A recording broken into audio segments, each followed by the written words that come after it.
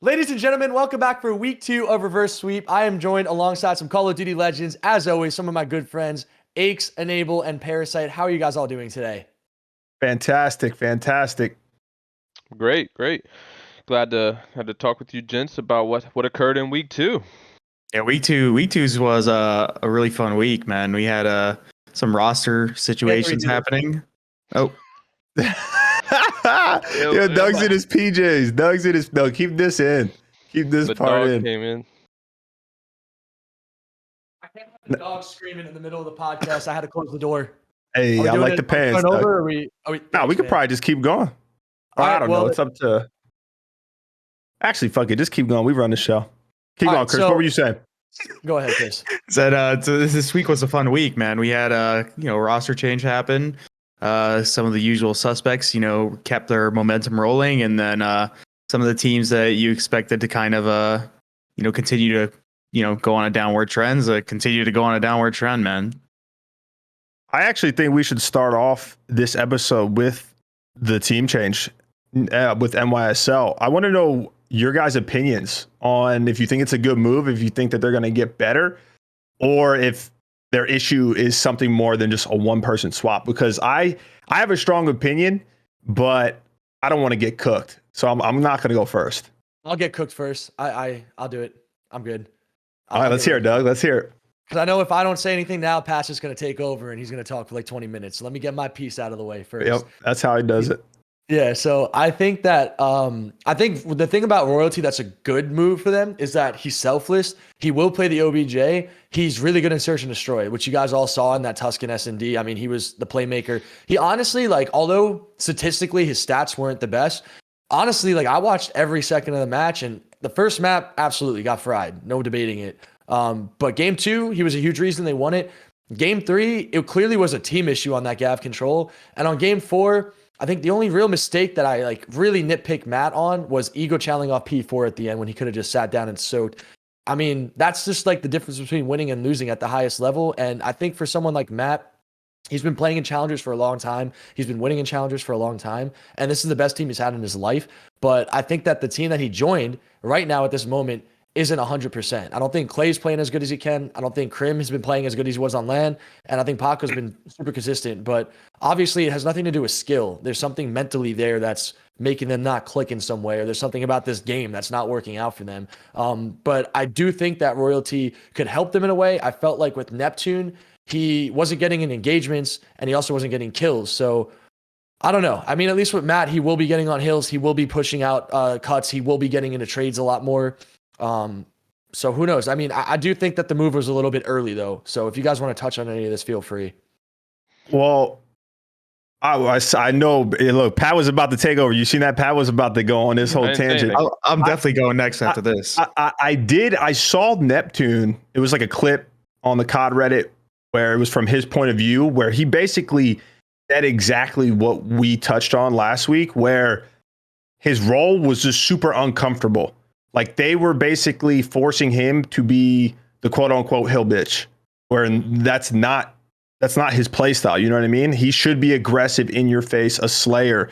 And it's only one side of the story, but I just can't help but think Crim/Clay/ maybe the coaches, Revin, whoever, they were trying to mold him to play super structured, and it just didn't work.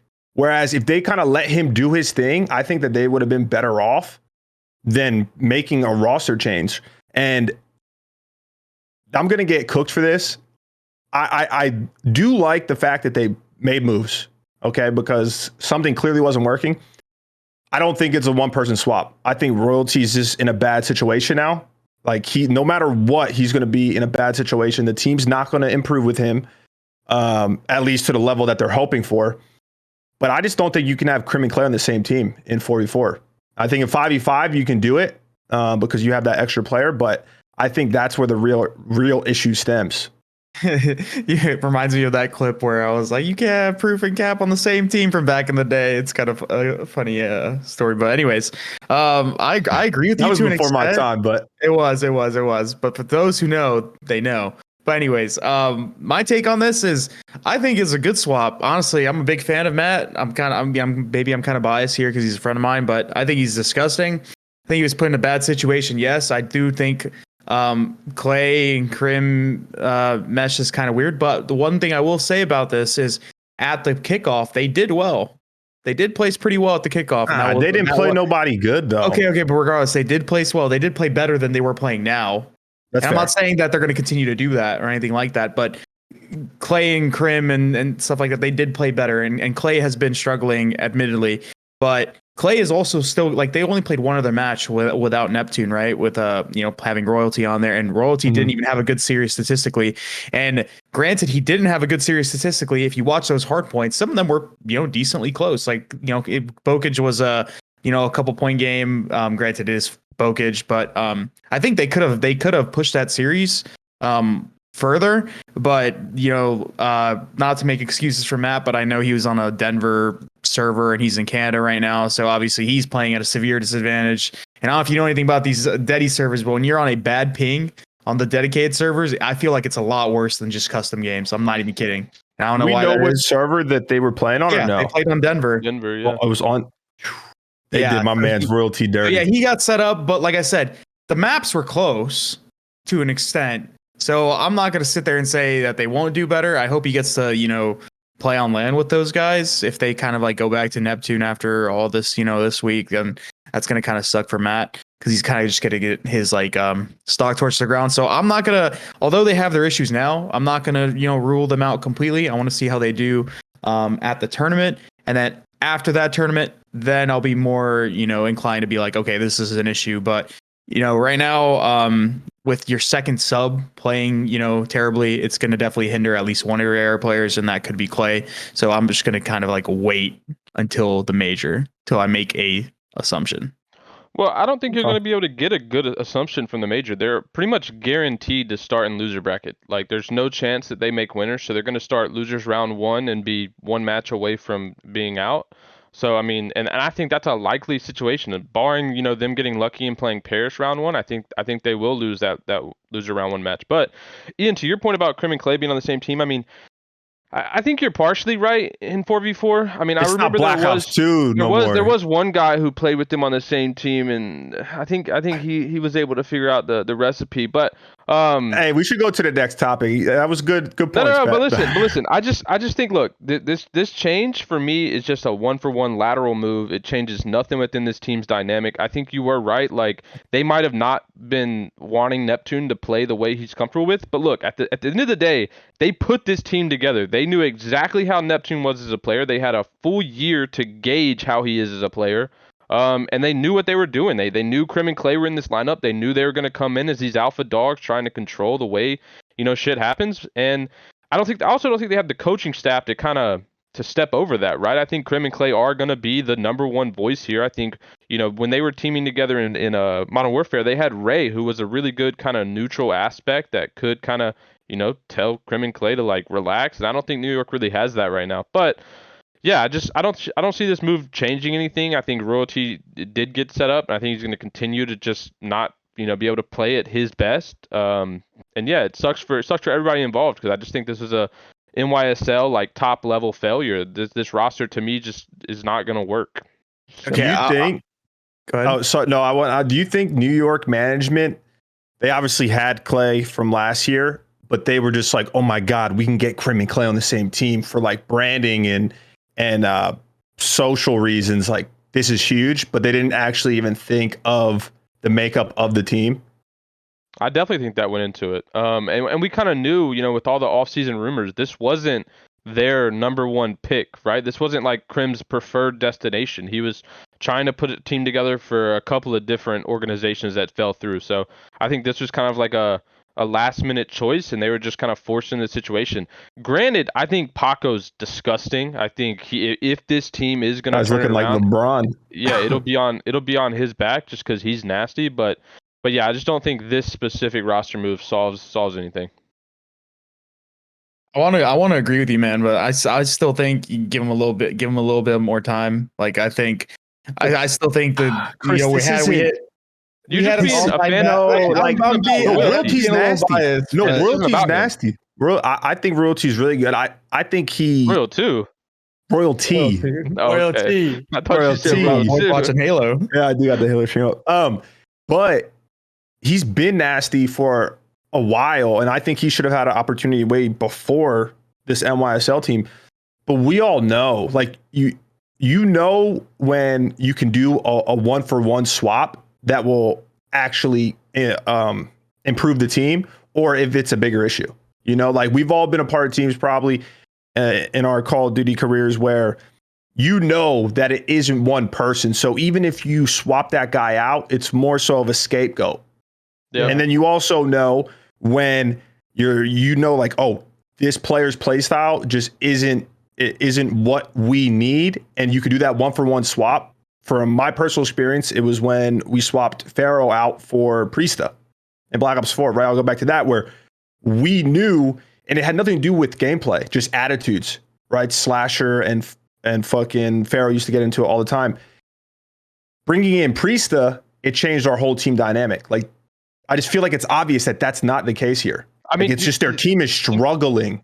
Think about what you said. You literally said there was a clip of Neptune saying they wanted him to be like a hill bitch and play like this very reserved role. Yeah, like You standard think that's basic ass player. royalty? You think that's royalty playing on like 8-8, like flying around, snapping on people? That's not how he plays either. I talked to Crim, and Crim told me that they just need someone to kind of like be more aggressive, like with Paco and stuff like that. And Is that's Neptune why is Neptune not aggressive? Neptune's like one of the fastest One of the players most in the aggressive league. players. I mean, I was watching. Okay, I don't want to talk. I don't want to put anyone's business out there, but from my perspective and what I was told and what I saw, it kind of just looked like the way Neptune was playing, he didn't really have a grasp of the game. I'm not That's fair. saying that, like, it literally looked like he didn't know what to do, like That's in fair. a lot of situations. And you got to think that translates to more than just, you know, a couple clips here and there. So Like, you make a overall roster in move terms of- after a week because a player hasn't learned the game yet? I mean, they've Doesn't been make screaming any for a while. fucking sense. People have been screaming for a while. I'm not going to sit here and No, justify. remember their they route. didn't scrim. They didn't scrim. Paco went home. They literally missed like a month of practice. They're like- yeah, they're like the least practiced team. Regardless, we don't know what their complete decision was behind it. We haven't. It's not like we can watch their scrims every single day on a day by day basis. But regardless of the fact, it is what it is. It happened.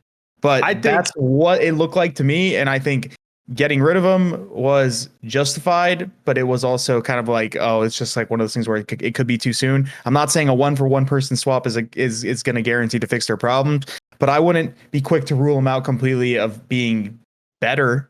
Like, I know, like they might get better, they might stay the same, they might get worse, who knows? But just give them a little bit. That one match, like I'm gonna say, I'm not one to make incredible excuses, but the ping diff and the way the match was like close, in my opinion, like some of the maps, like if they were on a better, you know, if they were in a better situation, or maybe even Clay just played better because he also kind of struggled, they could have probably won that. in my I was opinion. really just Bokic. I'm sorry to cut you off. It was No, really no, just go for it, Doug. Go for it.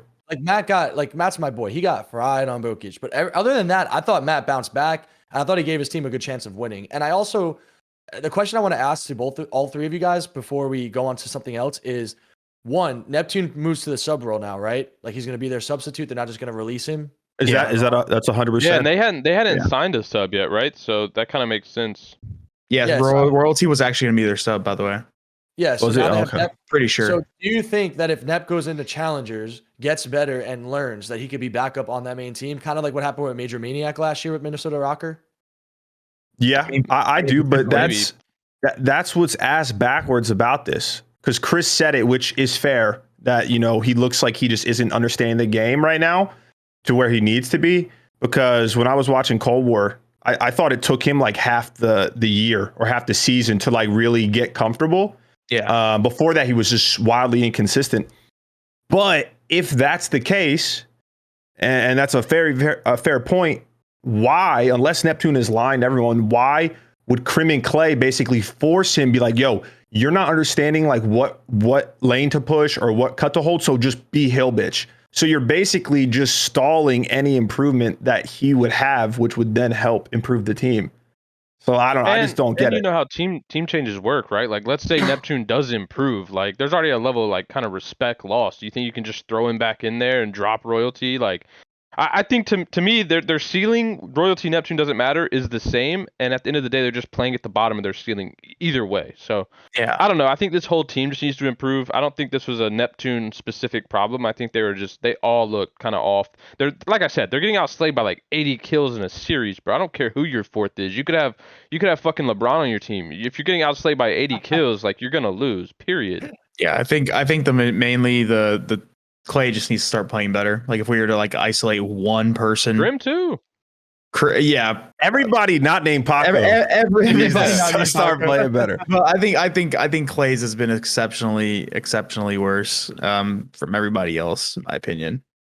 No offense, I love the game, but Look, we're talking about roster Buddies. change. Obviously, we're talking about NYSL with this one, but let's talk about some other teams. I think there's some roster changes that need to be on the horizon, or at least some role swaps for some other teams. Because I mean, there's quite a few teams who aren't playing kind of what they're, where we would expect them to be. And I think the most noticeable is obviously Paris. I think they've kind of been known as the team that just makes a roster and sticks out the whole year. No changes. They don't have a substitute. It's their coach Theory who's their sub.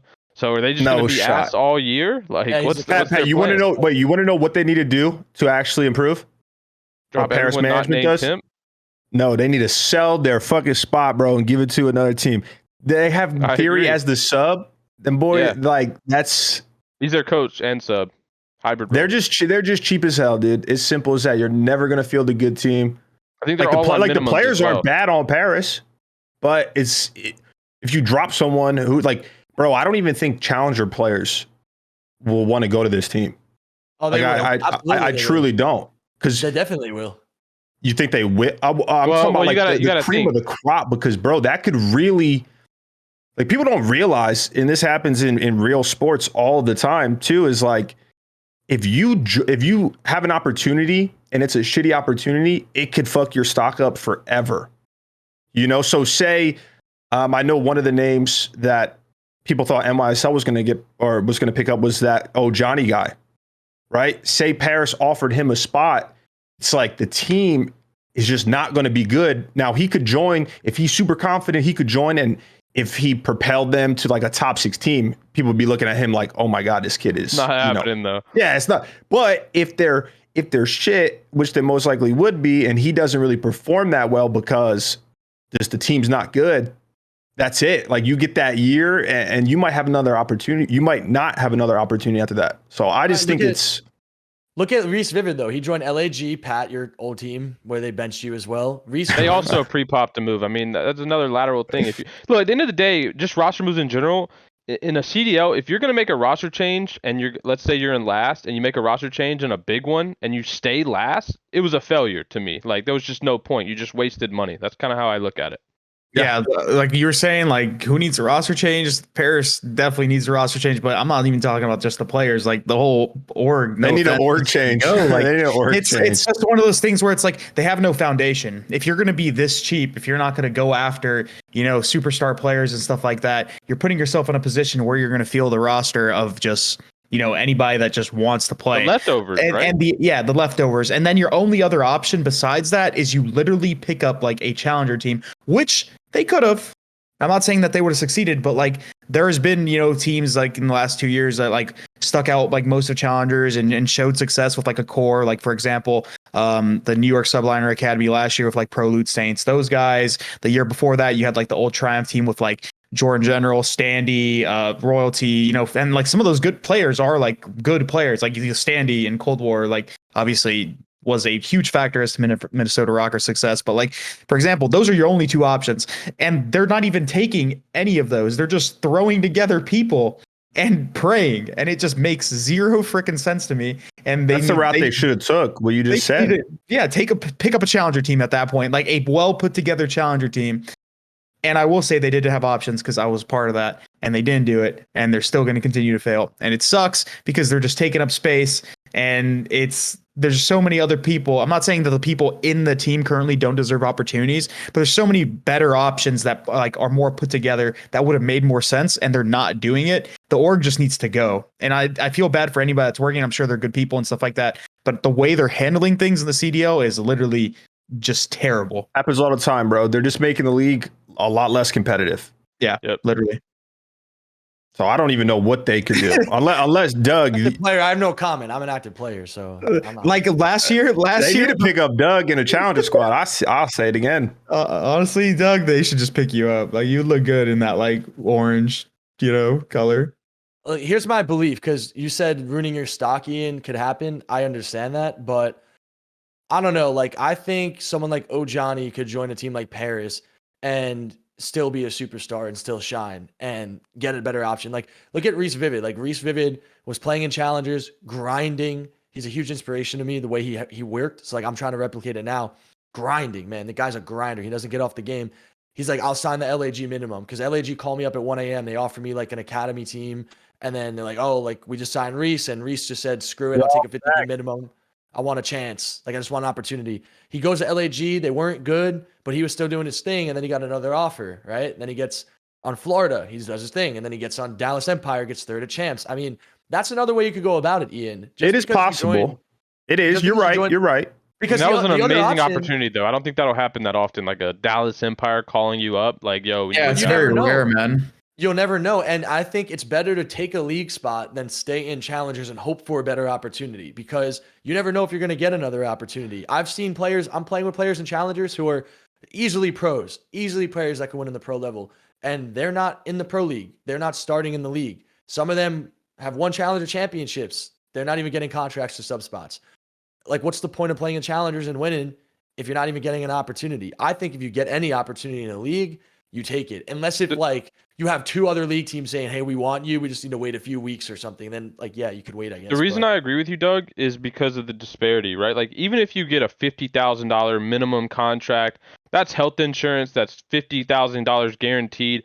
And when you compare that to the challenger landscape, I think challenger players currently, due to the way that the system is, you just have to take it. Like, there's just anything you can't turn it down. Yeah, challengers is just such in such a bad spot that I couldn't blame anybody for taking anything guaranteed right now. Yeah. But anyways, it got to it gets to a point where Paris is going to be on the same, treatment, at least for me, that I was giving them in Cold War. Like, whenever we would do other talk shows and stuff like that, and we would talk about Paris and stuff like that, I would be like, bro, why are we even talking about Paris? Like, this shouldn't even be a segment on the show. It's going to get to that point again. And it's not to be disrespectful. It's just like, what more do you say? We're sitting here giving our professional advice. People on Twitter, people everywhere, even their players are trying to, make changes and stuff like that, do these things, and they're not doing it. The roster change, this roster change, that, like, the org needs to just go. And it sucks for the players that are involved in it. It sucks for the people that are on the outside looking in, because realistically they're holding back some of these players that could potentially get opportunities if there was, better people making decisions. But anyways, enough with the Paris talk. Let's move on to a team that actually matters. Let's what about go to the opposite side?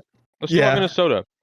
Yeah. They're such a good 2-3-5 team, but their hard points are just terrible almost. Like, I know they had that one big win on OpTic in that game for Berlin, but to me, I think they just have to start looking at a role swap. I think the attached sub duo isn't really working out. I think him and Priesta should consider swapping roles. Attach is a natural flex anyway. And this isn't to say, either of these guys can't do the roles they're in currently, but I think as a team in hardpoint and the way this game plays, the pace, I think Preston would be a much better fit as a sub running alongside Standy. What are you guys' thoughts on that? I agree with you.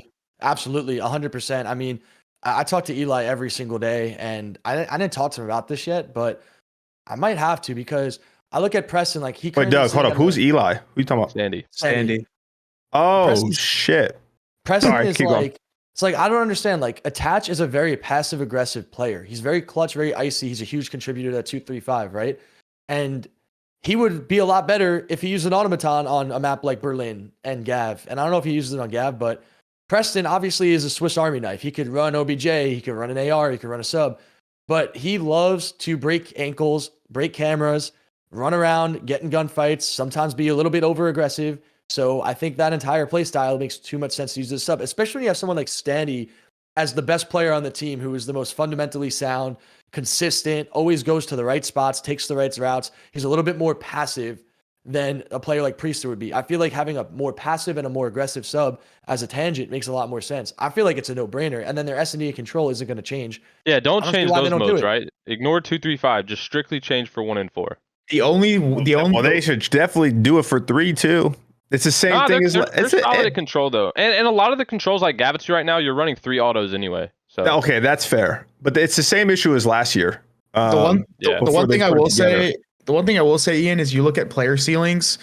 Attach is great, and he had his moments, throughout his career where he was, a great player and stuff like that. But when you look at ceilings, like Priest's ceiling when he was running like a sub, was absurd. One of the highest in the game. Yeah, that was his breakout in IW with the ERAD. Yeah, but even like BO4 with the SOG, he was disgusting. Bro, the issue is. Oh, sorry. Keep going. I thought you were done your thought. Oh no, I'm done. I'm not done. But what I was saying was he was just disgusting. And then you go to like Cold War, for example, where he was running a Krig, and he was not very good up until like towards the end is when he started to actually play better. Because if you look at the statistics from last year, it was just so average for Priesta. Like, so used to seeing that guy go nuts.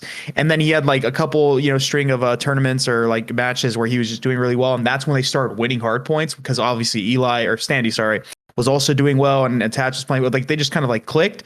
But like ever since then, it's kind of just the same issue. It's just like both of them are playing, meh. And like, I feel like Priest's ceiling is just higher with the sub, and it becomes one of those issues. Like, if they want to actually be better at hardpoint, I think that's what they need to do, or they just need to like replace one of the two for whatever, their to improve their ceiling. I'm not saying like I still think they're a good team, and I still think they're gonna place well. But if they want to win or like be a contender on a consistent level, something has to change with those two, or they have to get rid of one of them. Because I think Major Maniac has been playing well. You're not getting rid of Standy, especially after last year. Like, so it has to come down to one of them where they're both kind of like playing kind of average for what you want them to do, at least in the respawns, the hard points. I don't know why because it's the same issue that happened last year, and I love Dylan. Had a lot of success with him, and I think one of the main reasons, and I could be wrong, but it's from my opinion, that he like doesn't want to move to that, quote unquote slower, like old head roll, like running more of the AR. Him, but yeah, it is because of the stigma around it, but also, when he first came into the league, he was one of the best submachine gun players in the game. You look at Advanced Warfare, right? Like going years back, but he was super cracked out, aggressive, even though I guess it was hard not to be aggressive in that game. It's a different style aggressive though, than the sliding that's true. Stuff. Jetpacks are different too.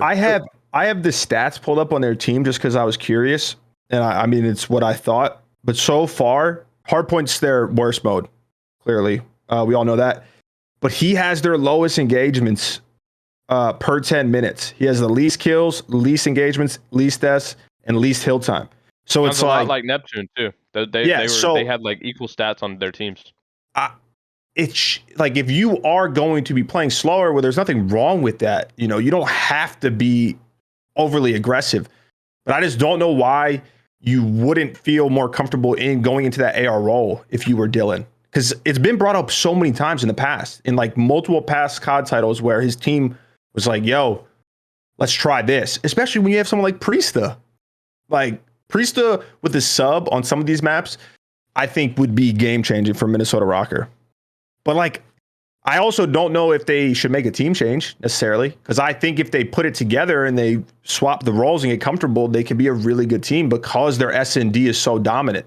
They're just in one of those situations, bro. Like, those are like the toughest situations where it's like you're struggling on one of the important 2 modes, but you're so good at the other one, and like you just don't know what to do, because like on a good day where you're going to be winning your best game modes and you're going to upset a team, you can win a tournament, which happened for them.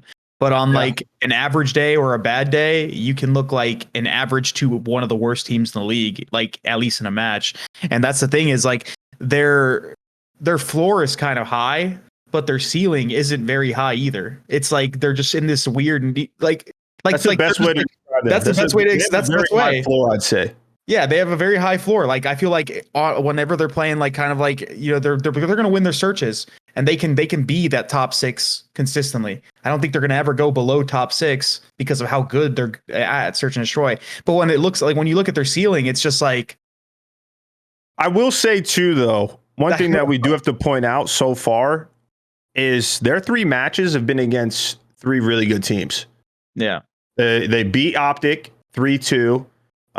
Then they lost to Seattle 3-2. It was a super close series. And then they obviously lost. 5-5.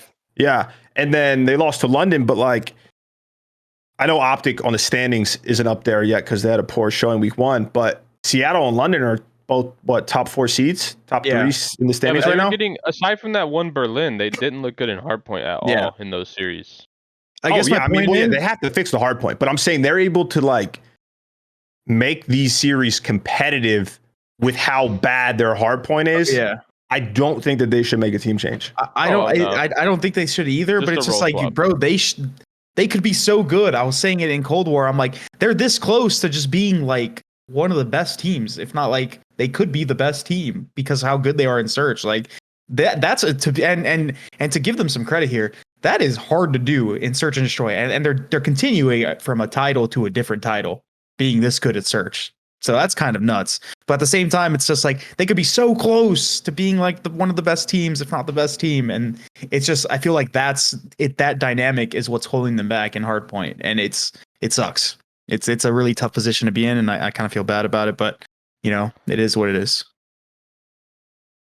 I say, you know what I want to talk about? I want to go the opposite direction with the teams that have been performing well since we're now 2 weeks into the CDL.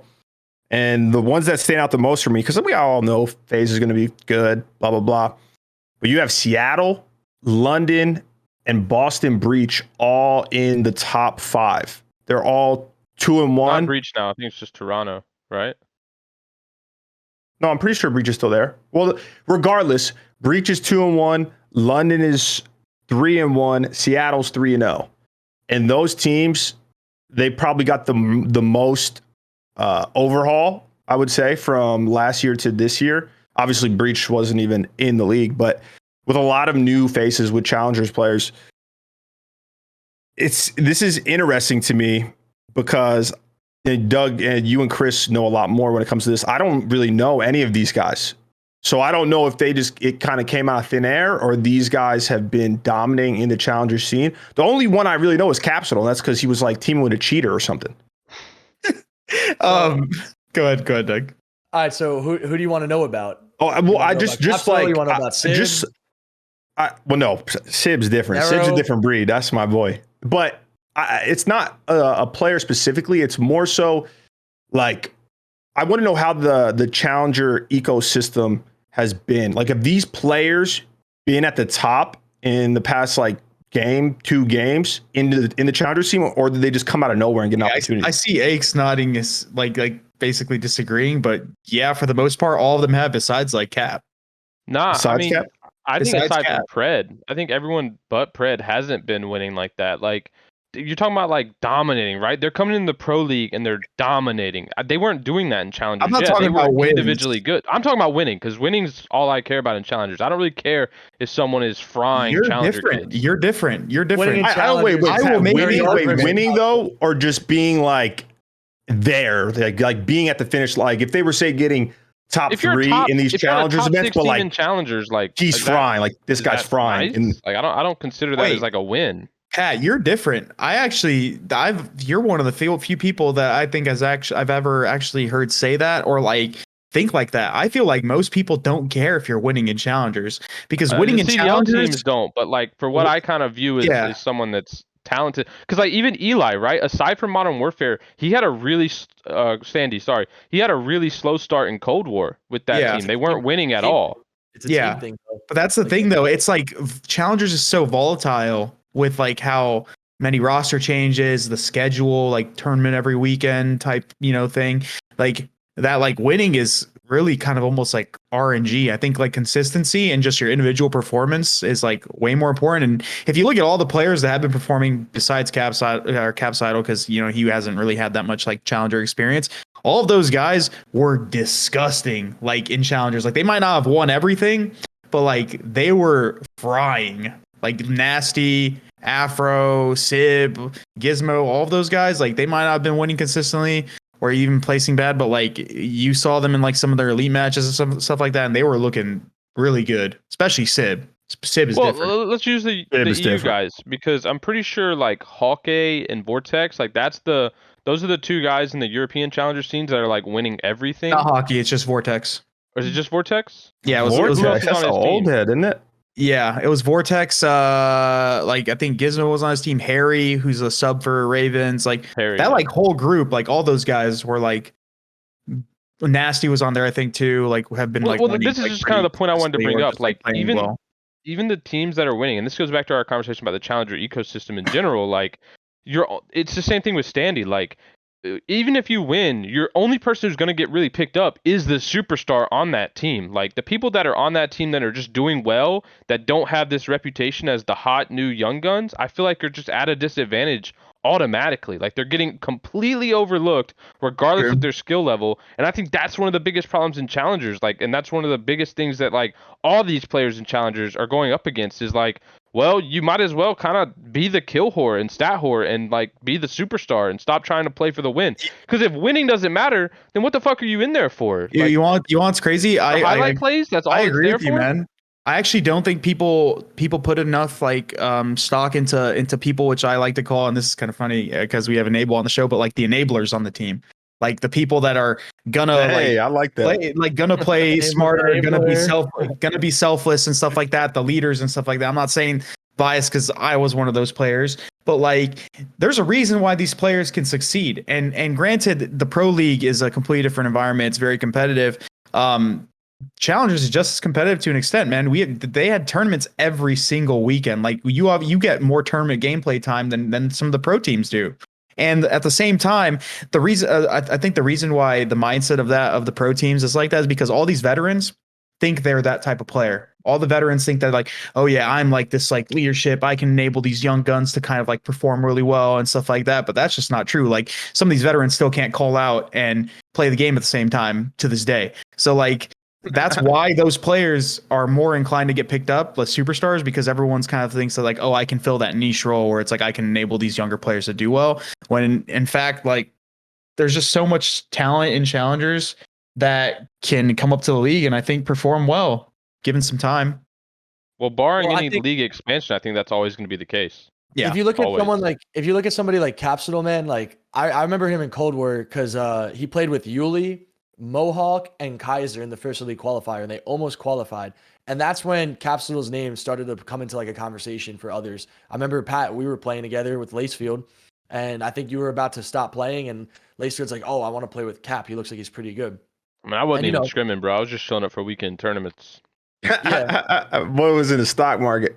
But it's the challenger ecosystem, man. Like a lot of the teams in the top 16, I feel like unless if you're one of those top 8 teams, you probably have a good chance of winning if you're a top 8 team, in my opinion. I think a lot of the like 1 through 8 seeds could win. But then like once you get to like the 9 to 20 seeds, there are players on those teams that could be put together and could win and be the top 8 seeds. But those 9 to 20 seeds try so hard to make sure this is their mindset. And if I'm wrong, you could roast me about it if you're a Challengers player, but I'm a Challengers player and I could think like these kids think. Talk that, Doug. Say it. I So let's swear, hear it. like these guys, and Chris, tell me if I'm wrong here. I think they think, well, we need to make sure we get top 16 to get 400 pro points because maybe we'll get picked up by a better team. And then maybe because we have the pro points, they'll want to play with us. Like I swear that top 16 pro point stigma thing is like a huge thing in challengers. Like, because if you fall, points are huge. if you fall into the cycle of like, dude, I was in the cycle ever since Zinx dropped me. I was playing with the 23 seed, right? I'm playing against Tom Gravity's team of challengers who could beat pro teams easily. Like they could easily be a top 6 pro team in my opinion. I'm playing against him and his team who have a full staff. They have VOD recorders. They have a coach. They get better scrims. And I'm playing them in a best of 5 one and done match online with the team that isn't as good. And Yeah, it no, doesn't points matter, like, are huge, 100%. I and then agree you're with you. gonna get 200 pro points. So the mindset that these players have is, let me make sure I stick with my buddies. Let me make sure I maintain my 13 seed because I maintain my 13 seed. I'm playing seed 20 and I'm playing these crap players and it's going to be easy. And then maybe I'll have a chance to upset a top 8 team. Like that's the way that the system sets up players to enable them to think this way. The system basically makes it so like you get to a point where you're playing the same people every weekend and So they you're need to never change going to beat them. So you're going to place the same every single time. They definitely need to change it. And it just puts such a Sounds stress so on whack. points. It's terrible. It's I can't horrible. believe it's even a Just to system. finish that point off, I'm looking at the stats right now on Breaking Point. Capsule, if you just looked at challengers, no one in the world would think Capsule could compete with anybody. People would think he would be trash. Like 100%. I was in the same boat. I personally, Not gonna lie. like I personally felt Capsule was a great S&D player because I'd see some of his clips. I'm like, this guy gets S&D. I felt like he was a pretty bot in Respawn, being completely point blank. I thought he was like average. Like I'm serious. Like I thought he was like some bot. Like he would place T32, and this is the system. This isn't cap. This isn't like this is the system. He's placing T32. He's playing with these pickup teams. He's just and stuck. not He's stuck essentially. He's stuck in the system. cycle. And look, I'm looking at it right now. Been there. Capsule right now, he has a 1.07 in the Pro League. That is incredible. Capsule is a top player in the Pro League. And I watch him play. He continues to impress me against the best competition. So that's why he's a great example to show. And I'm not trying to say, like me saying 0.7 challenges. I hope people don't get offended by that. I'm just trying to be brutally honest to say the challenger system needs to have some format change because there's players like Capsule that are in his position, that were in his position, that are in his position now, that will be in his position in the future, who can't get recognized because of the way the system is set up. Doug is spitting I agree. facts. Yeah, Doug, you kind of spitting bars right Doug, there. you kind of spitting bars. Somehow Doug wasn't messing around. He said, "Yo, I'm gonna talk more next episode." Okay, Doug. One last thing that bothers me a lot too, because I just got on an incredible team, which I can't wait to play with them. But before my team that I almost qualified for the elite with, I was playing with Silly, Scrappy, and Johnny. And we did not drop a map for 3 days straight. We were gross. We played a lot of the best teams in challengers. They were rage quitting. They couldn't beat us in a map. They couldn't hang. Our team was gross. But Scrappy and Johnny left the team. You won't lie, they left the team. They're like, points. Timmy and Dill hit us up to play. And if we play as this team, we're playing Jordan General's team for T16. We can't risk losing a best of 5 to Jordan General and getting T32 and falling behind in points. And if we don't take then you're probably going to take. Yeah, that's all you had to say. That's trash, Doug. That's just a bad format. Yeah, it's just a bad format. And I'm talking you basically brainwash players to not improve. And it's because there's a tournament every weekend. So like your time to improve in terms of like your results are just so small that you don't like have no time. Well, shit, after you the get last tournament, discouraged. you're thinking about the next one already. You're already Exactly. like, yo, what seed am I for the next one? You lose to this team, and then you get discouraged because you know you're going to play them again. Well, look. And you have no time. I'm taking a deep breath. I'm sorry. No, you're good. So yeah, Challengers obviously is a shitty system, but I do want to kind of bring this up because I saw this tweet on my timeline this weekend. Breaking Point kind of tweeted out their like top 8 rookies or Challenger players from Cold War, and I think they said like 7 out of 8 of them are currently in the Pro League. They all got picked up. Like this was across like all regions, kind of their names. So that was obviously a good shot by them. But you know, who do you guys think currently in the current Challenger systems would be those next, like, let's say top 3 guys? I guess we could use all regions, though I don't know much about the ANZ region this year, but from EU and North America, who would be your like top 3 guys to look out for? That's okay. I don't know if this is just me, more so me wanting him to get an opportunity, but from my limited viewing experience with Challenger scene, I think Tom Gravity deserves a shot. I truly do. He's not flashy. He's not like a highlight player. Like, you know, we were talking about the Capsules, the Sibs, whoever else. But like, to your point earlier, Pat, his team, I'm pretty sure, right, Chris and Doug, have been very successful the last 2 years in Challengers. They're like a top 3 Challenger team right now, right? Or top 2, you would probably say, or am I tripping for right that? now? I don't know, but I will say, At the beginning of the game, they were. Regardless of the point, they have had very successful stints. And he is consistent. And he's consistent. Like, you know what as the a problem is leader, with him? good AR he player. doesn't ever get a look. What, you know He's what the an AR problem player? is? Yeah. He's the main AR player. And the league there's a is pretty couple much main ARs in the league right gatekept by now main that he ARs. could outperform. Yeah, but I mean it's hard because what these teams in the league are looking for is that new superstar SMG Slayer, because that's the games we're That's at now. fair. Like that's where everyone's like, oh, that's the place we got to improve, is we need a super fast playing SMG superstar.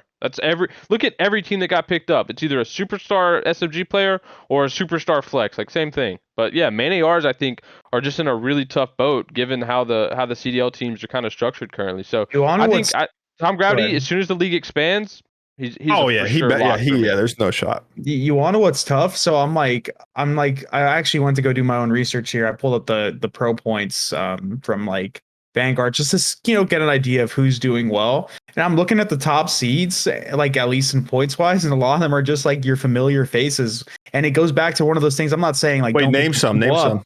Oh, we were real quick. I'm not saying don't pick these people up, but it's one of those things that's like, oh, like there's a lot of people that could be stuck in at points in these pro point ladders or just tournaments and stuff like that where they're just not going to get recognized. But like some of these people, like you have Vickle, who's new. He's from Spain. He's a part of a BBG or not BBG. I don't know what they're called anymore, but Godarex, Pander, Pentagram, that team. Pentagram already got in the league, but he's not a starter, which I do think he could be a starter. He's a really good sub. And then you have Jordan General, Kismet, Breezy, and Havoc, who have all basically been in the league. I think Breezy was in the Black Ops 4 league, right? Yeah, but like he hasn't.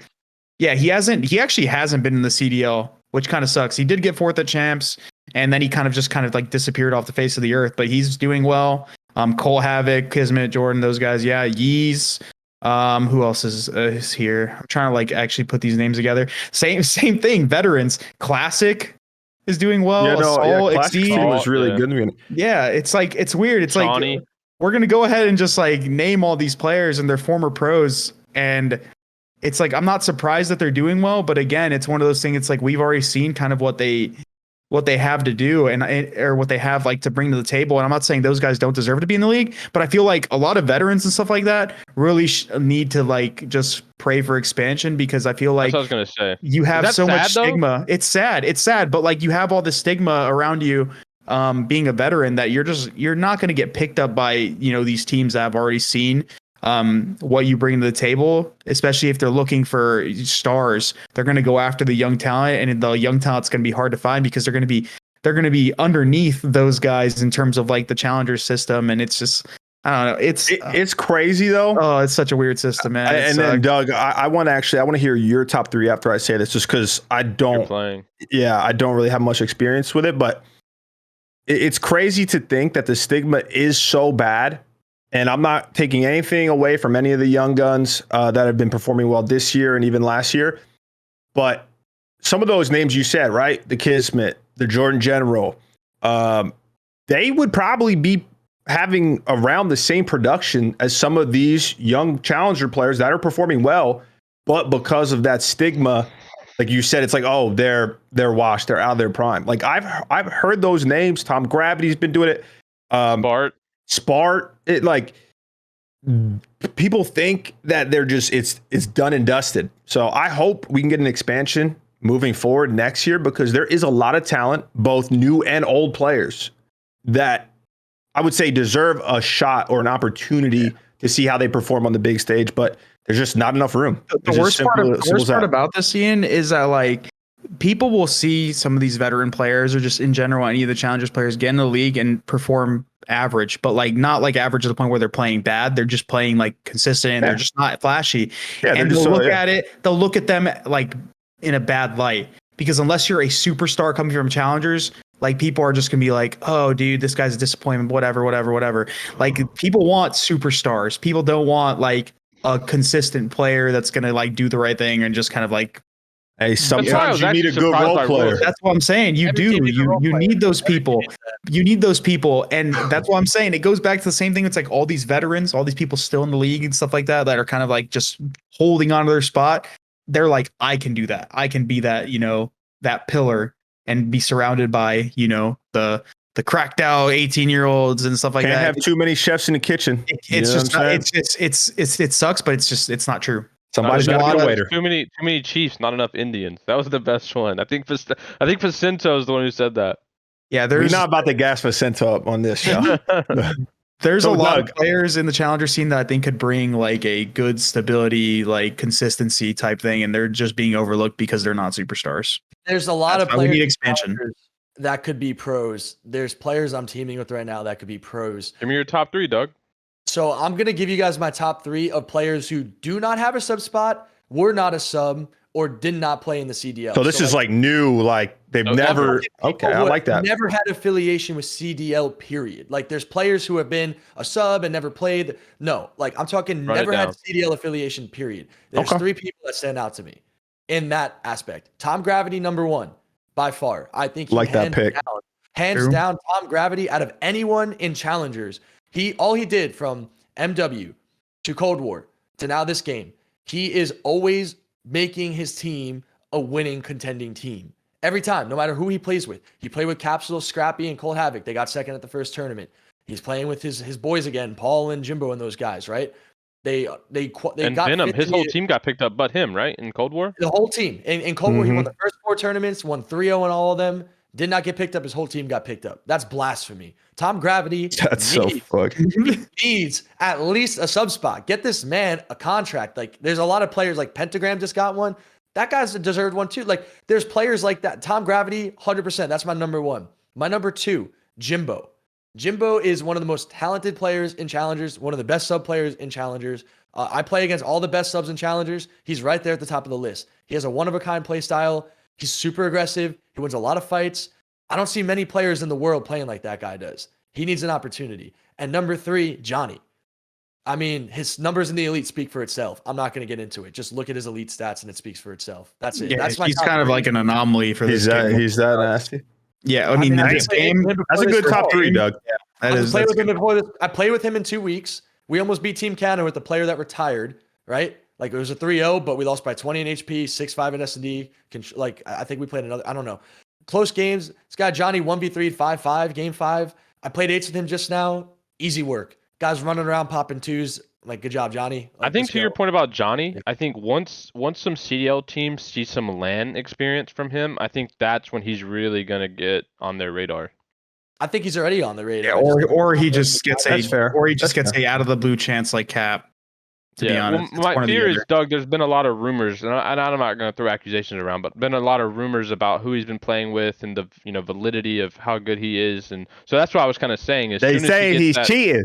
Yeah. I'm just kidding. I'm gonna As say soon if as he you're gets that flying, right? opportunity to showcase that like he's as good as he's been performing, I think CDL teams will start to take him When serious. will And that I think he'll opportunity probably come? jump. Oh wait, jump to that actually, list. isn't there a LAN with like Yeah, there's a pro challenger teams? versus AM LAN. Oh, okay, well, Wait, I'm looking what? forward to that. That'll Isn't be it? interesting because I'm pretty from the sure it was looks of announced it- like a pro versus challengers. yeah, tournament. yeah, Yeah. like midway through the season. Now I remember. Yeah.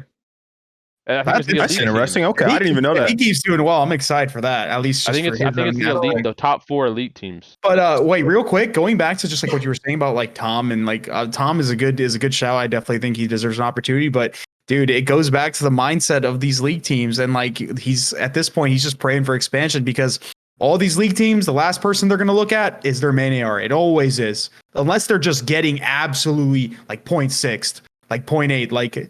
Which is the so last hard to person- do if you're a main Yeah. AR. Like you're actually getting shit on. If You are you're a main actually AR AF dropping a point like six. you are actually You're not playing the AFK. game. You're if- actually if you got like AFK. 46 or 7. You're AFK, or your entire team is getting smoked if you're playing that bad too. So like you're just the last person that's going to be looked at every single time. So he's just literally like begging and praying for a spot at that point, or just like it's just not going to happen.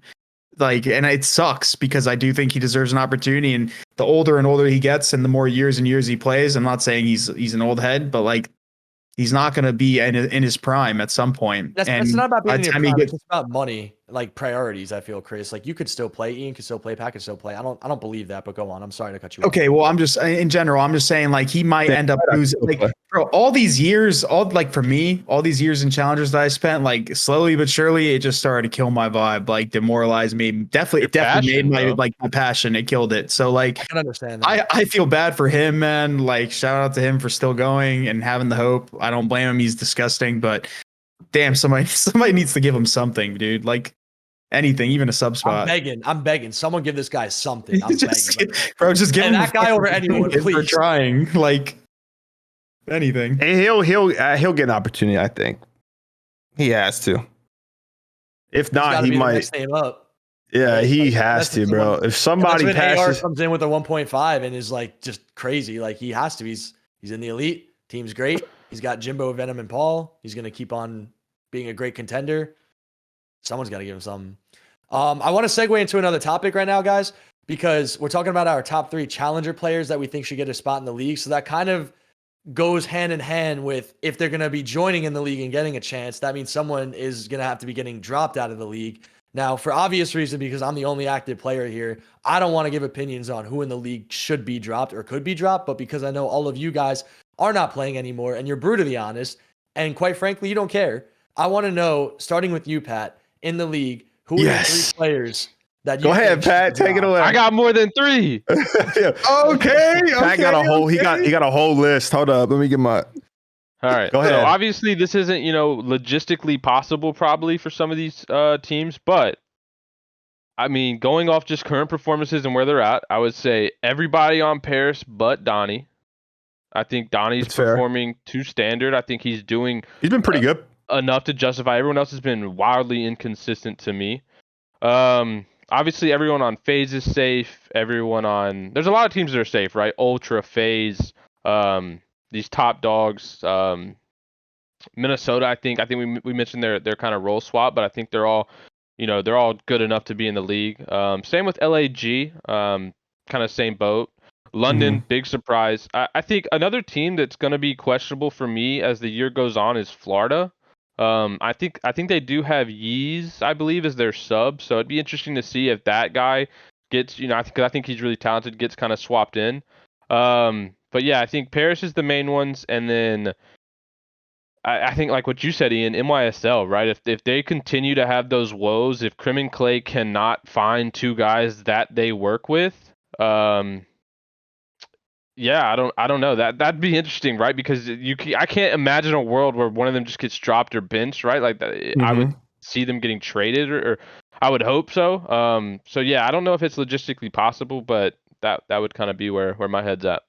If we're going to talk about like things that just are just not like, who cares about logistics at this point? Like once again, all of Paris, why? I'm going strictly off of like in-game. Yeah, just in-game if performance. they're trying to improve all performance. Paris besides like Donnie, of course, and then to Clay for Tom Gravity. Let's go, do it. Like, my God, imagine Tom Gravity and Crim on the same team.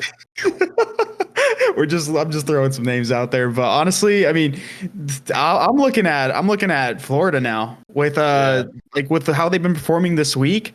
They just got 3-0'd by Ultra. They just got 3-0'd by Ultra. Like they're just not. With Dixie playing. Yeah, wait, is Skyz? Are Skyz and Dave Patty the 2 ARs? And their roles make no sense. Because I was watching their match yesterday, and Awakening ran a sub. Majority of the time, it was on his POV, and they were the casters were talking about how him and Vivid as a sub duo were like they've been performing really well. So did Awakening just go full time sub? Well, he's obviously probably the flex depending on the map, but.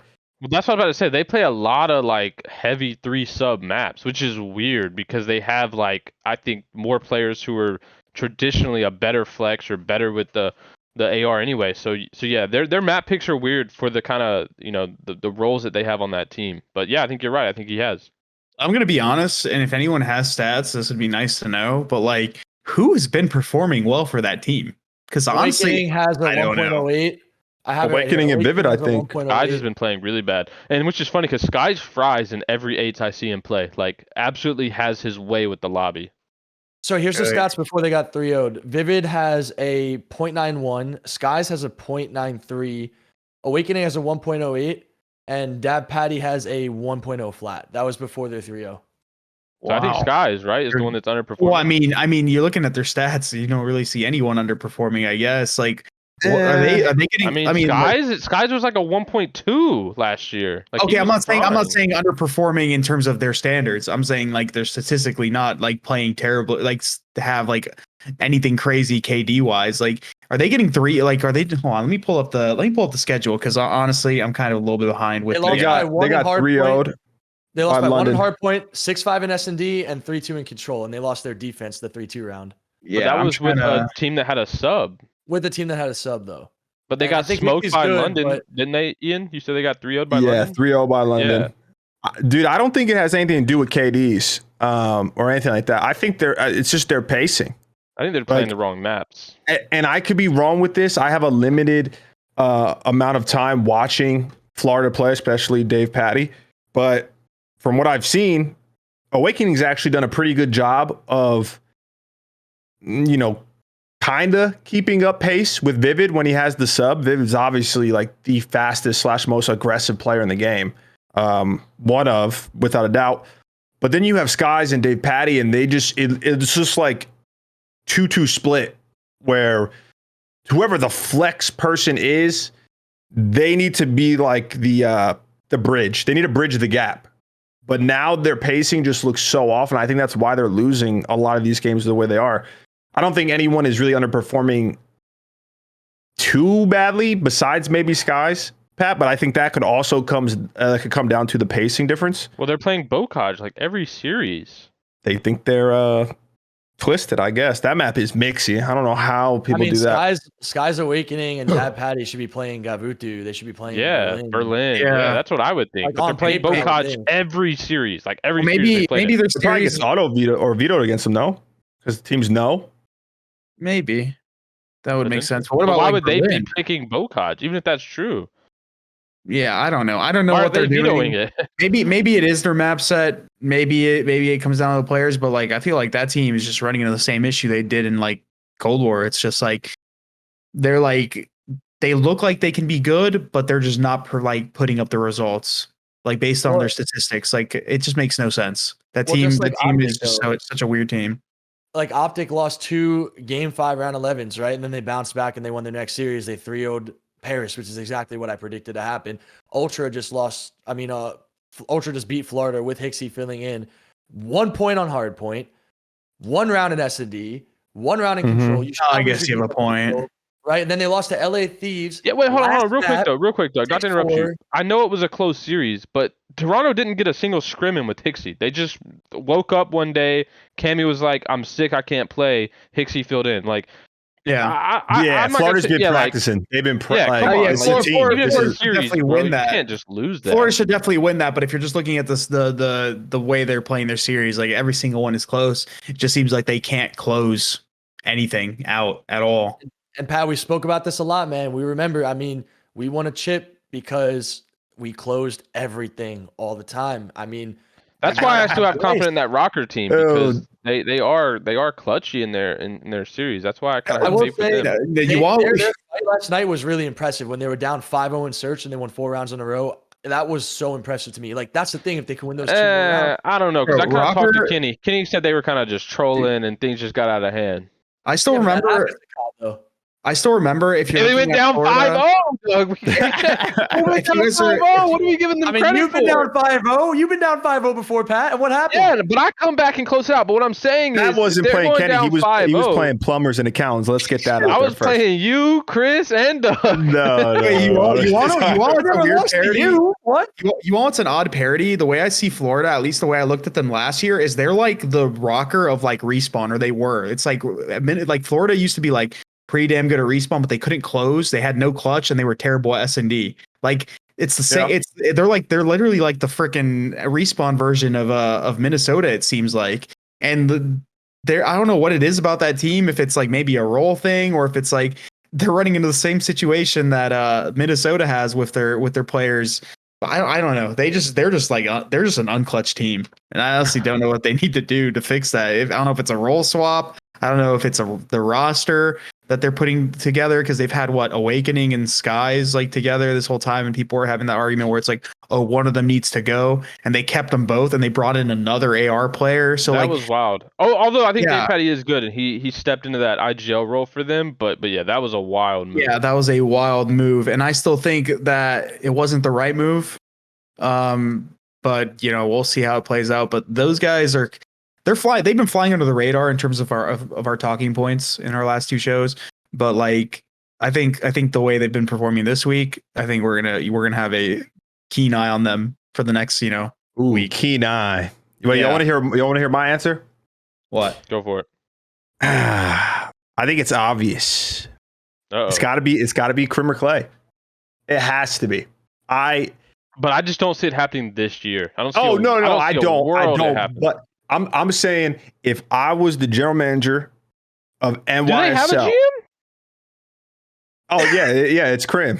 But if I was, and like my only goal was winning, right? Obviously, they're not. Neither of them are going to get dropped. Like, it just wouldn't make sense from a brand standpoint. They're obviously both Call of Duty legends. They're not performing well right now, and while I think both of them could be really good, I just don't think it'll happen on the same team.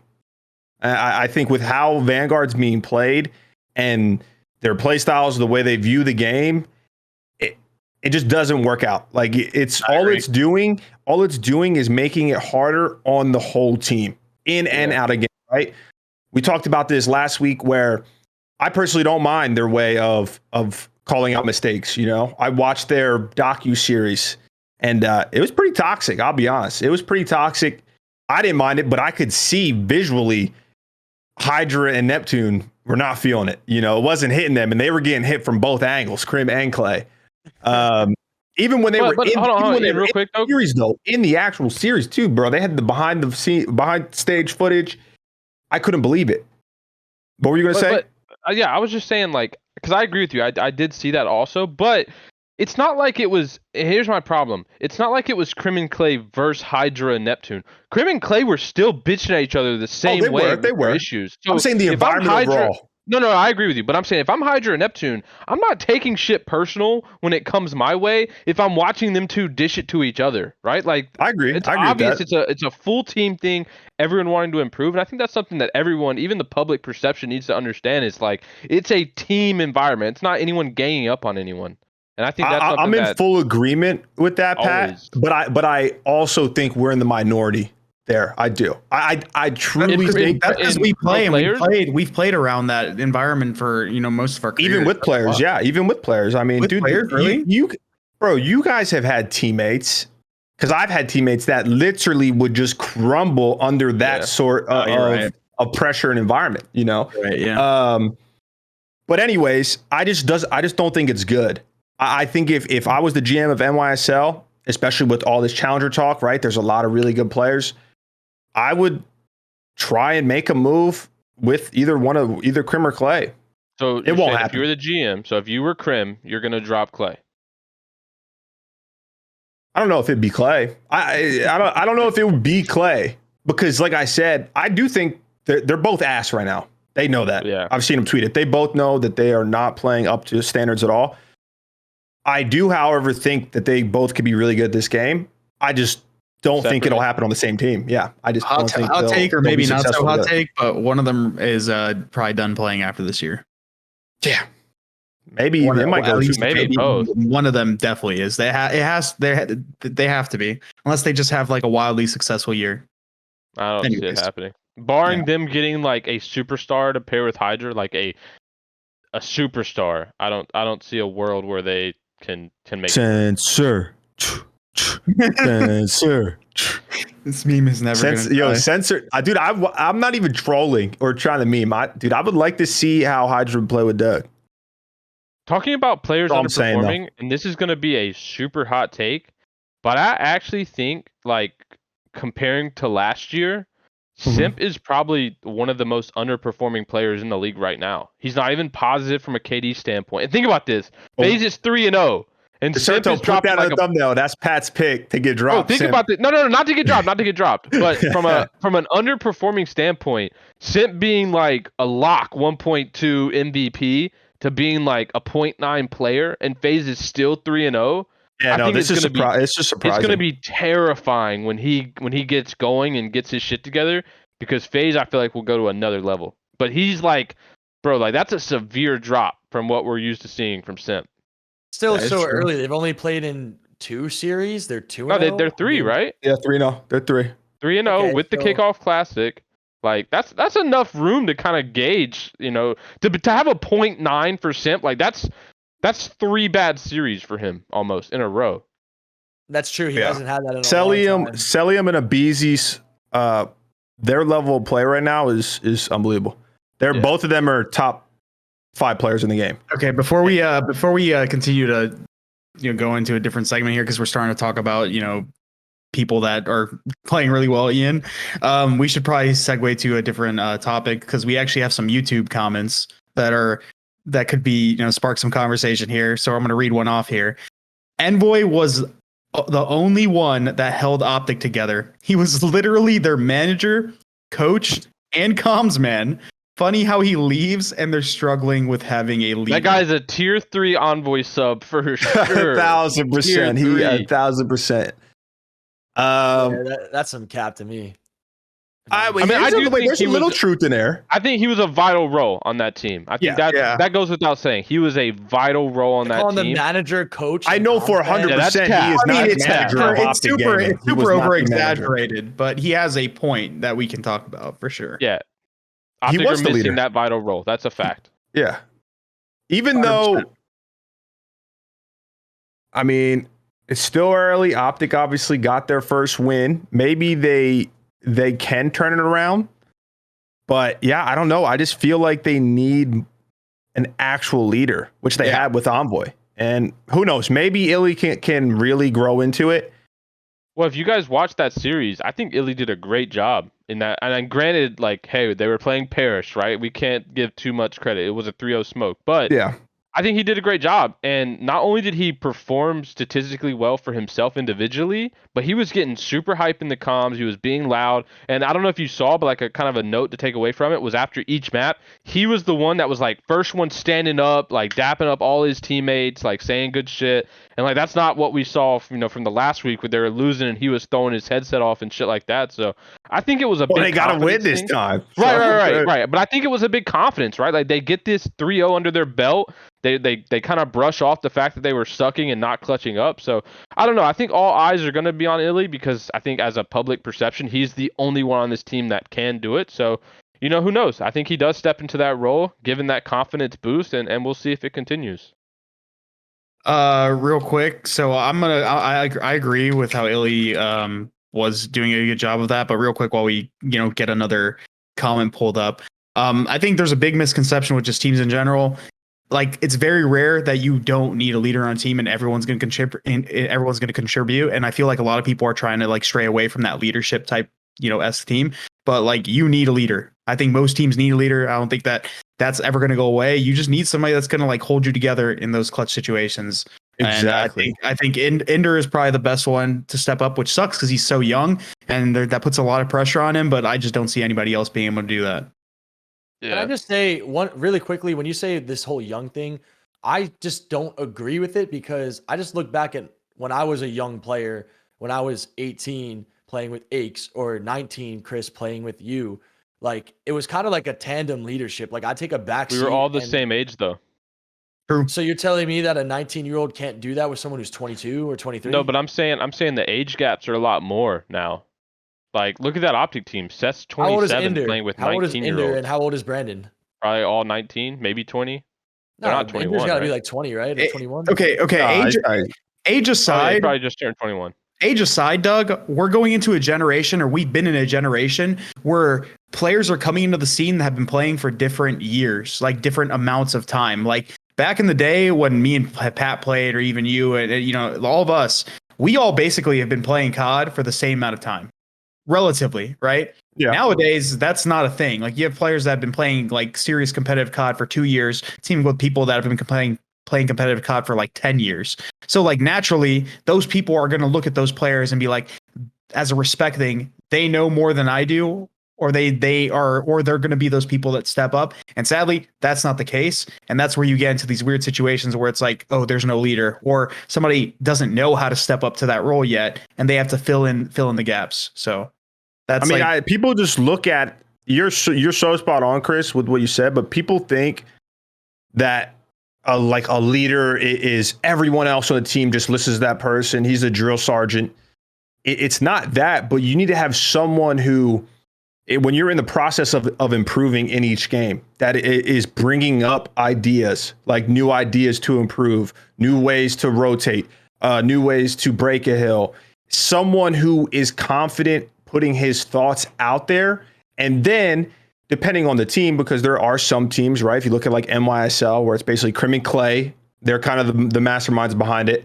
And then maybe a team like FaZe or LAT, for example, when I watch them play, they have Envoy, who, for the most part, he's the guy that is making these thoughts come to life. And then they bounce back ideas with each other so they can all get on the same page. So when the stakes are high, you're in the heat of the moment, everyone knows because whatever was brought up is executed. Whereas I feel like with OpTic, they just don't have anyone who is genuinely having like thought-provoking conversations to improve. Yeah, You're spot on with that. You're spot on. If Ray was able to be in the game, they'd be like headset plugged in while they're playing. I think it would make a world of difference for that team. Night and day, probably, yeah. But it's not possible. So yeah, I agree. I'm trying to pull up the schedule right here. It looks like Friday of next week we have matches. Friday, Saturday, we have a lot of matches coming up. So let's just get a few of them though. Get our pick'ems in. Thieves. What are the big ones? Yeah, Atlanta FaZe ROKKR. That's on Friday at 4:30. That's a good one. OpTic versus Ultra. That's coming OpTic versus Ultra could be very good too. That would be OpTic's first real test. Yeah. This is that's what I was gonna say. This will wait. This is a big match too because they're 1-2, right? Yeah. So if they lose to Toronto, they're in loser bracket, right? Guaranteed. There's no barring like a crazy tiebreaker, almost guaranteed. Yeah. Wow, that's Let's tough. Start with that one. Let's start with that one. That is tough for them. Who you got, Ian? OpTic FaZe or OpTic Ultra? Sorry. Is Cammy back? Is he full health? You know? Yeah, we gotta assume that's a full week away, right? Like. Yeah, he'll probably be good. Dude, it's gonna be tough for OpTic. You know, I think they're a lot better than they have been playing, but we really haven't got much. I mean, they got the win versus Paris this week, but it was versus Paris. That doesn't really tell me anything. Yeah. You know, they could beat that team respectfully just by running around and outgunning them.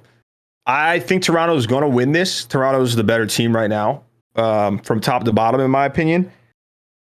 And it's going to suck because unless for some crazy circumstance, OpTic will be in losers. But I just want to see them be competitive. If they win and prove me wrong, that's great as well.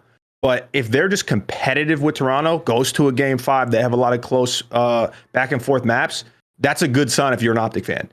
If they kind of get pushed to the side, they're not looking good for the rest of the year, in my opinion. Danger zone. True. Danger zone. Ultra 3-2.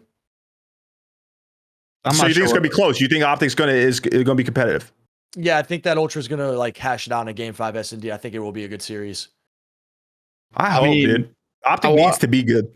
Sorry. I wanna say they're gonna have a good series, but I mean, granted, it's a completely different roster. Like Ultra's had OpTic, as an organization's number since last year. Just every single time, thorn on their side, and every single tournament bracket. And I don't know what it is. I just have a feeling that they're going to stomp them out. If Cammy's playing, I think they'll stomp them out. Ultra just looked really good, and OpTic, besides Paris, like granted they did beat Paris in a dominant fashion. It's Paris, so just off prior results, I think Ultra is going to stomp. But I mean, if OpTic plays well, great, because I want to see them be more competitive. That's just more competitive in the league. So. Listen, I think Ultra is going to be our 2022 world champions. I'm just going to preface it with that. What? But that's an early take. Clip it and ship it. But I think OpTic's going to win this series. Of course. I think you guys are talking about them going game 5, and yeah, they did go game 5 twice and lost both in a heartbreaking fashion. I think this is the one series they clutch up. I think they got to clutch up. They know that. You don't remember last year? But look, this is loser bracket, right? Like if you lose this, you're in loser bracket, and they know that, right? They're going into that match thinking that like it's still do or die, right? We mentioned that last episode. It's still do or die for these guys. They're still back against the wall. They gotta perform. So I think they're gonna pull it out. And I think this series is gonna be really important in the vetoes. I think they really need to kind of take their time and kind of analyze what maps they want to play against Ultra, because I think the map set could really determine their success in this series. So I don't know what the map counter is going to be. If it does go game 5, I'm going to say OpTic is going to edge it out, but yeah, I think it's an OpTic win. It's just gonna be tough, bro. It's gonna be hard as hell. Toronto's a tough team to fucking beat because they're so good at every mode. So it's like it doesn't even matter. Like OpTic doesn't necessarily have that weak point to capitalize on with Toronto. That's why I said it's got to come down to the map set, bro. You got to get a favorable map set here. Okay, what else do we have? Couple of other matches. I want you guys to just give me your what you guys think is going to happen. Subliners and Breach. Royalty making a second start. Does Crim and Clay step it up? It's a big match. I'll go first. This is a big match for NYSL. And I think this is actually good for them because the first series with Royalty, obviously he was in Canada. And on top of that, he was going up against a very strong LAT team. In Texas for this series? I'm assuming. You have to have a visa. You have to have a visa. I forgot. Yeah. So do they have enough time to make that work? I don't think so. Wait, if he's not, this is still a good series for him. They're playing a team in Boston. That's true. And oddly enough here, he's playing people that were in Challengers at some point that he's probably more used to playing against. So he might actually have a leg up here, at least just from his standpoint. I think this is a good series for them just because so far they've played, right? They've played Seattle, LAG, LAT. You have a team that's 3-0, 2-2, and 2-1. This Boston team is good. They're either very good at S&D. I think they're kind of on the same page as like a Minnesota where it's like they're more of a 2-3-5 team. Their hardpoint doesn't look fantastic by any means. But so this is a series that they could take, in my opinion. Like it's not like they're going up against an Atlanta FaZe or a Seattle or Toronto. Beat them at the Classic. They did. That was obviously with Neptune, but and on LAN where this will be big for their just overall team morale moving forward. Because you lose this one, now you went 0-2 with Neptune, 0-2 with Royalty. And you have no excuses behind ping or anything like that. Exactly. You get a week practice. I think NYSL. Nah, I can't even cap. I was gonna say I think they're gonna win. No, I think Breach are gonna win. I hope NYSL win just because I don't want to. I like the guys on the team and I don't want to see them start 0-4, but they just look trash. It'll be bad. Just look trash. It'll be really bad. I'm going full New York Stan. Oh, sorry. Go ahead. I already said my piece. I'm going fully New York stand. I think I want to see Royalty do good. Those are all my boys. Like I can't go against them. I have faith in my boy Matt. I know he's going to be on a more even playing field this time, so I want to see him do well. As opposed to how he played statistically versus the Thieves. But I think it's still going to come down to the Clay and Crim dynamic, unless something else just happens. This is the best matchup for him, I think. I do. Yeah, to bounce back 100%. The thing is, they're 0-3. They know they're in losers. This is a tough thing to really get hyped for. I mean, because I don't know. For me, I just see it. This is another practice, right? They're gonna have a week of practice, and the series is gonna be like, all right, well, let's see what our practice kind of came down to. They probably still won't have their ideal map set yet. So for me, I just don't see a world where they rebound that fast. I do think they'll play better, but I think Breach is just too good of an S&D team, and I don't think NYSL's respawn is on par. I think they're probably equal at best with Breach. So I got Breach taking this series.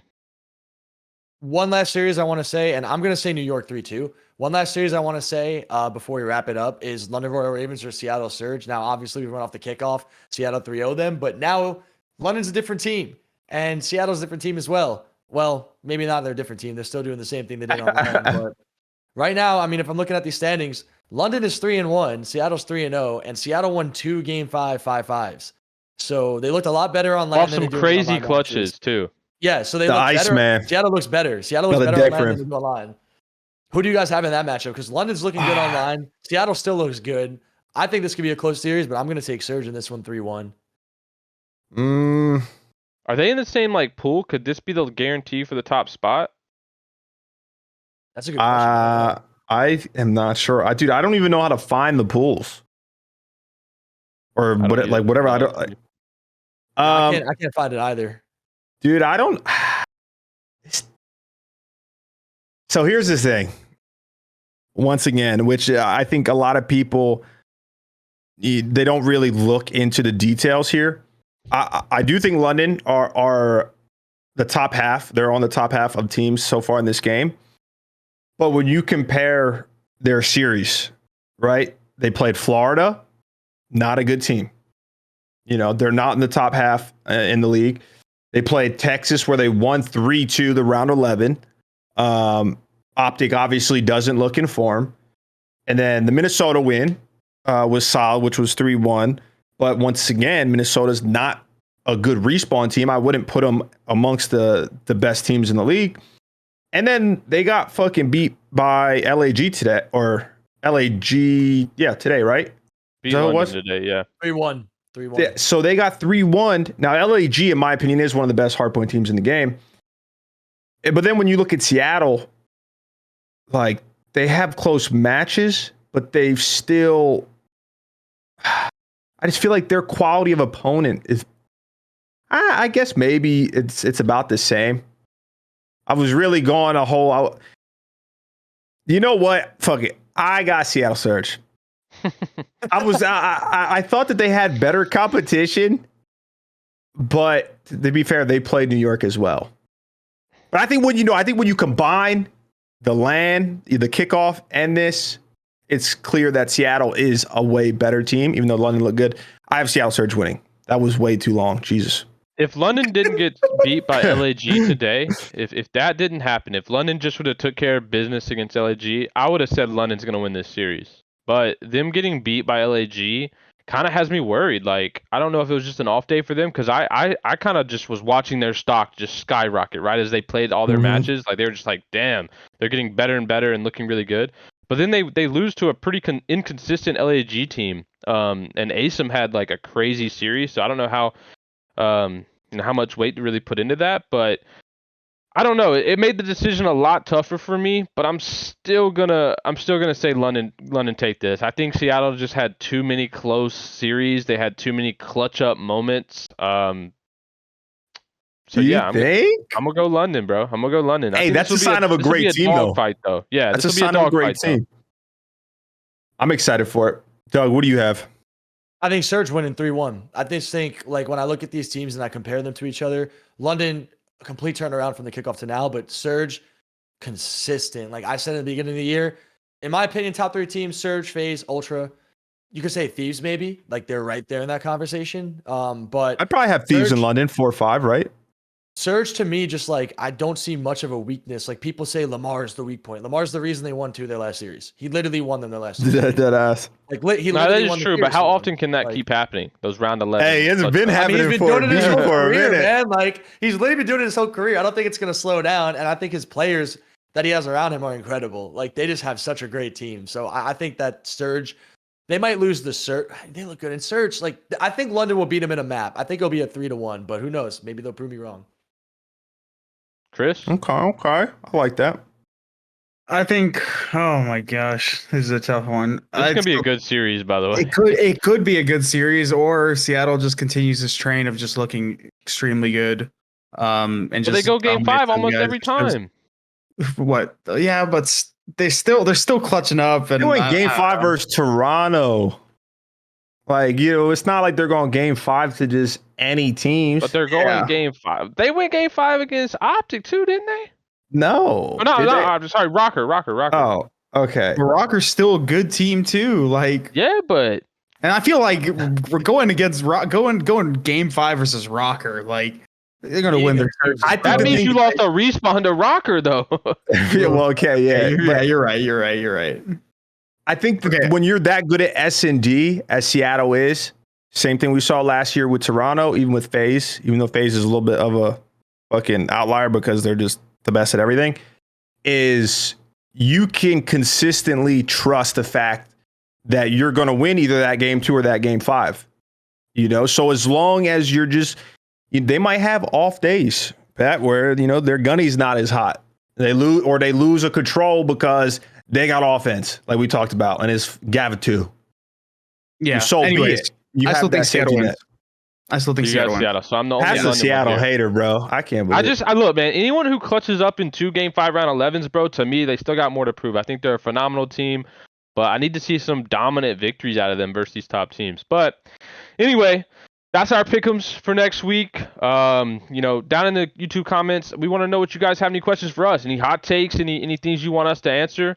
For me, I hope your guys' Super Bowl bets went well and you won a little bit of cash. But look, this is only our second episode, and we're gonna be and we're gonna be back next week. So hope you guys all enjoyed, and we'll see you then.